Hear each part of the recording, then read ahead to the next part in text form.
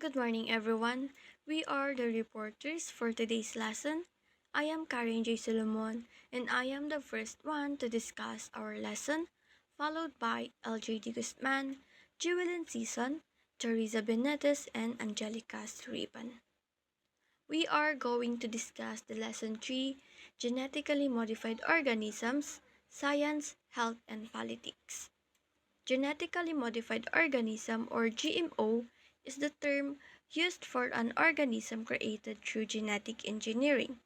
The World Health Organization defines GMO as an organism, either plant, animal, or microorganism, in which the genetic material or DNA has been altered in a way that does not occur naturally by mating or natural recombination.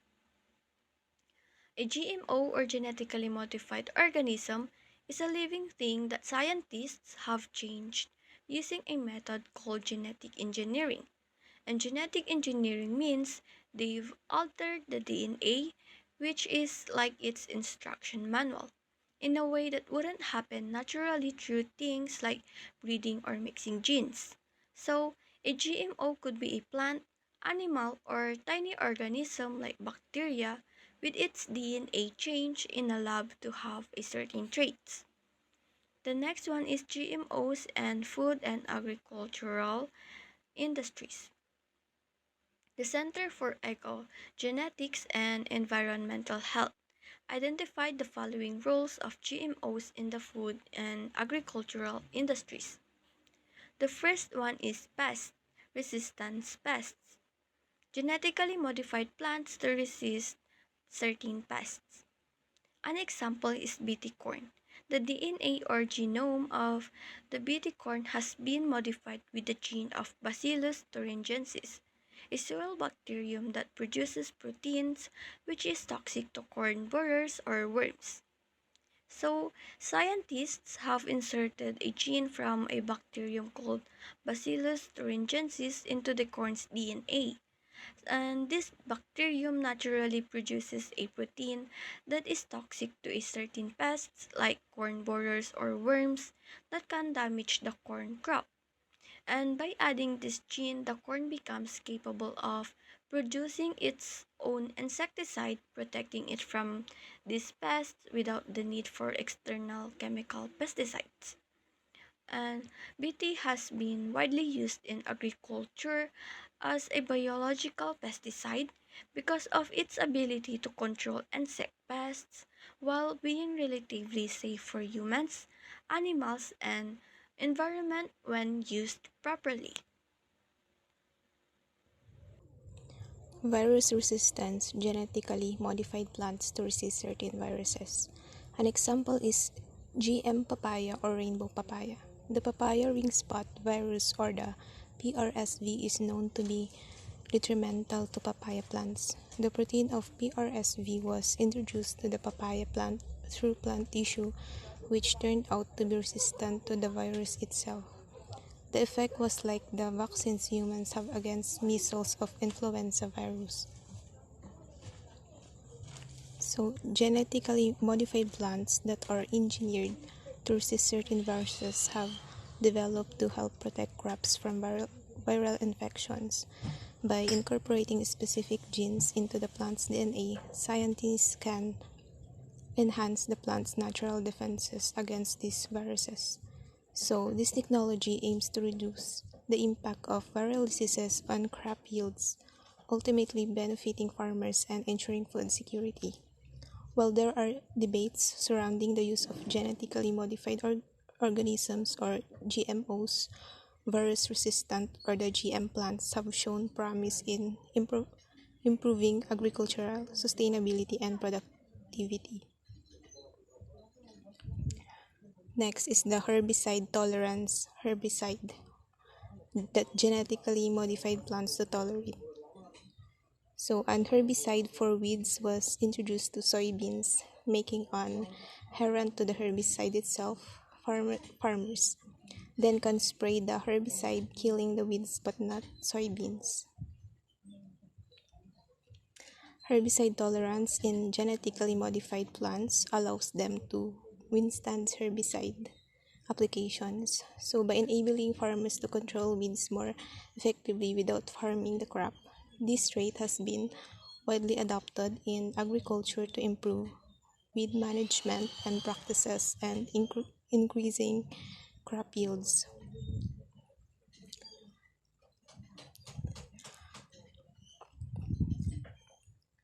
Fortification minerals. Genetically modified plants fortified with certain. So an example is golden rice, beta carotene, a precursor of vitamin A, was introduced through biosynthesis genes to the rice, making the rice grains fortified with vitamin A. Genetically modified plants can be fortified with certain minerals to enhance their nutritional value. For example, is the biofortification techniques that can be used to increase the levels of essential minerals like iron, zinc, and vitamins in the staple crops. So helping to address micronutrient deficiencies in vulnerable populations, this has the potential to improve public health outcomes and food. And for the number 5, the cosmetic preservation genetically modified plants resist natural discoloration. And example is Arctic apple. The apple variety was genetically modified to suppress the browning of apple due to superficial damage. Number 6. Increased growth rate are genetically modified organisms that has higher yield in growth than normal species. An example is Aqua Advantage salmon. A gene from an ocean pout, an electric fish was introduced to Pacific Ocean or Chinook salmon, making the salmon grow faster than its normal rate.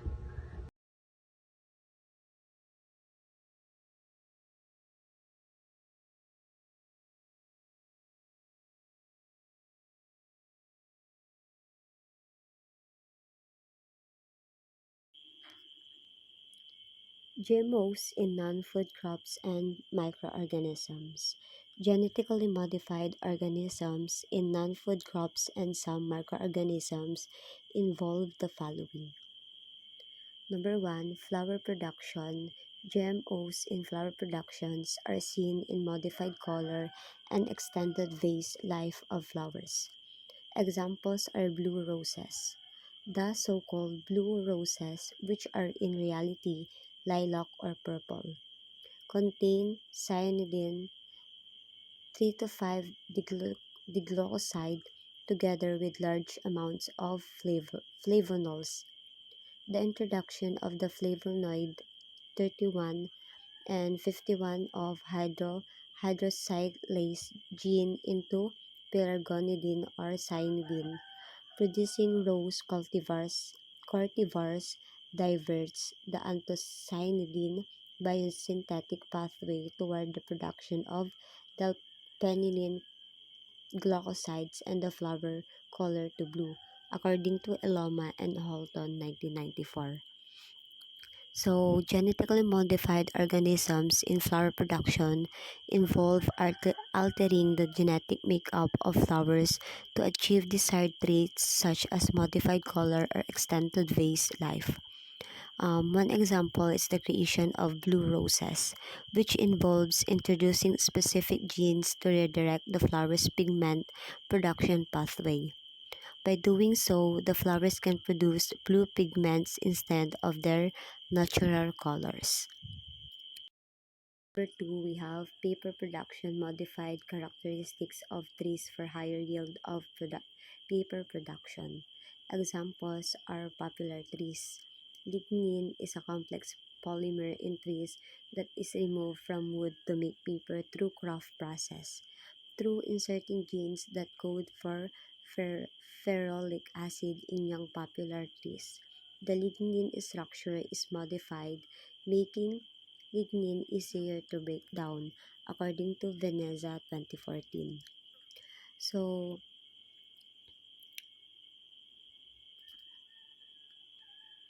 So, in paper production, genetically modified trees like popular trees are engineered to have specific traits that enhance paper yield. One significant modification involves altering the structure of lignin, a complex polymer found in trees that needs to be removed during papermaking. By inserting genes that code for ferrolic acid into young popular trees, the lignin structure is modified, making it easier to break down during the papermaking process. This modification facilitates more efficient lignin removal, resulting in higher paper yield from the same amount of wood. Ultimately, genetically modified trees can help improve the sustainability and efficiency of paper production. And number three, pharmaceutical productions. Pharmaceutical productions, modified plants to produce pharmaceutical products. Examples are periwinkle plants.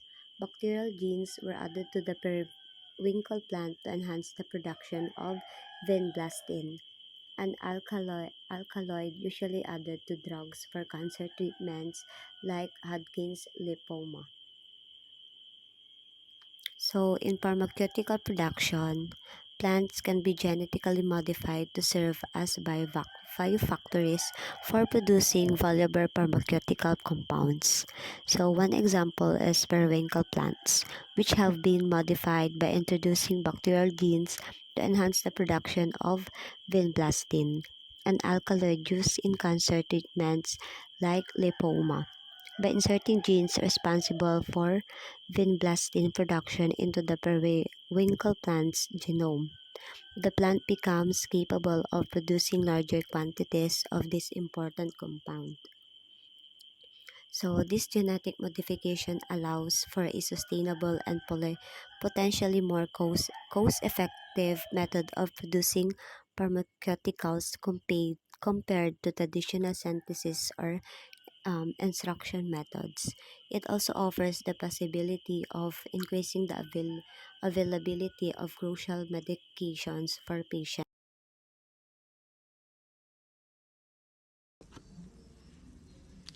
Number 4. Bioremediation use of modified plants that can assist in the bioremediation of polluted sites. An example is shrub tobacco, Nicotiana glauca or shrub tobacco, genetically modified with phytokeratin type C is used for bioremediation. It shows high-level accumulation of zinc, lead, cadmium, nickel, and boron, and produces high biomass. Use of modified microorganisms.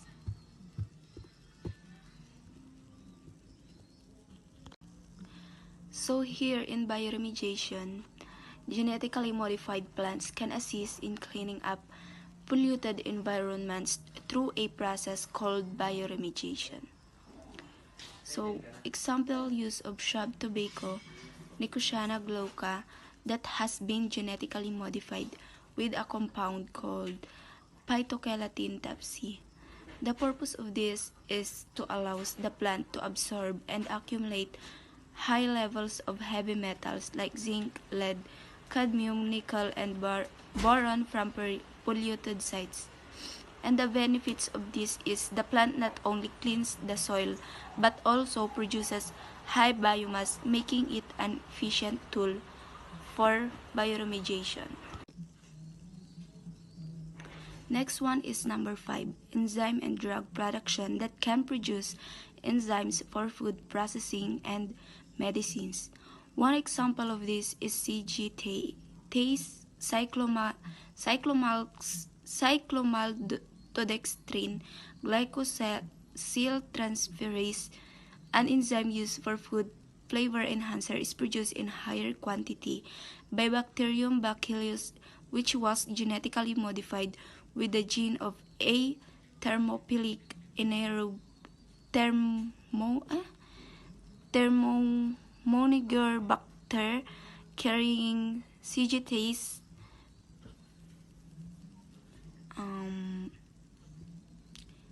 So here in number 5, enzyme and drug production, genetic modification can enhance the production of enzymes and drugs, which are essential for food processing and medical treatments.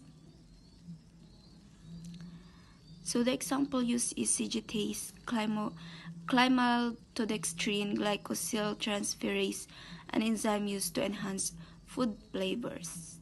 So this enzyme is produced in larger quantities but genetically modifying a bacterium called Bacillus. The modification involves inserting a gene from a thermophilic anaerobe Thermonerobacter that naturally carries CGTase. The last one is GMOS. In the medical field, genetic engineering is playing a significant role from diagnosis to treatment of human-dreaded diseases. It helps in the production of drugs, gene therapy, and laboratory researches. One classic example is Humulin, the genetically engineered insulin used by type 1 diabetes patients who are insulin dependent. In the past, insulin is extracted from the pancreases of pigs and cows that have caused allergic reactions to some diabetes using it. So here in number 6 is the text highlights the importance of genetically modified organisms in the medical field, specifically through genetic engineering. GMOs are crucial not only for diagnosing and treating diseases but also for developing new drugs, advancing gene therapy, and aiding various research activities. Example of Humulin is mentioned as an example of a genetically engineered insulin product. Before the advent of engineered insulin, insulin used by diabetic patients was derived from pigs and cows. This animal-derived insulin sometimes lead to allergic reactions. Humulin, being genetically engineered eliminates such as concerns and is widely used today without those allergic issues. Benefits of GMOs. Although only one benefit is listed, higher efficiency, it's implied that GMOs can improve the efficiency.